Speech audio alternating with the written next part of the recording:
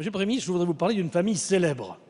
Alors ce n'est pas celle de Leonarda, où on a fait plutôt dans le vaudeville. C'est la famille Mera dont je vais vous parler, et là on est dans le crime, on est dans le terrorisme, mais on est aussi, hélas, dans le n'importe quoi. En effet, il y a de quoi faire. Le frère terroriste, Mohamed, vous le savez, assassin de soldats parce qu'ils étaient soldats et de juifs parce qu'ils étaient juifs. L'autre frère, Abdelkader, détenu pour complicité avec le premier. Et maintenant, voici la sœur, Souad, et le demi-frère, Sabri Essid.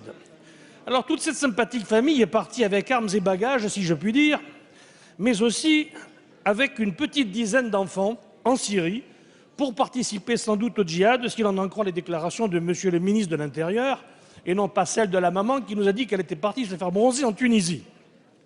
Il semblerait qu'en l'état de notre droit, cela soit plus ou moins permis, autorisé, toléré, enfin on verra plus tard. Mais ce qui est extravagant, c'est que cette dizaine de personnes ait financé leur voyage avec les allocations familiales, l'aide personnalisée au logement et même l'allocation pour parents isolés. On écoute la question, s'il vous plaît. La France est un pays merveilleux, n'est-ce pas, où des allocations et aides sociales de toute nature permettent ainsi d'aller faire la guéguerre en Syrie ou ailleurs. Monsieur Denaja, s'il vous plaît. Vous savez, vos électeurs vous demanderont des comptes demain, alors soyez prudents. 71.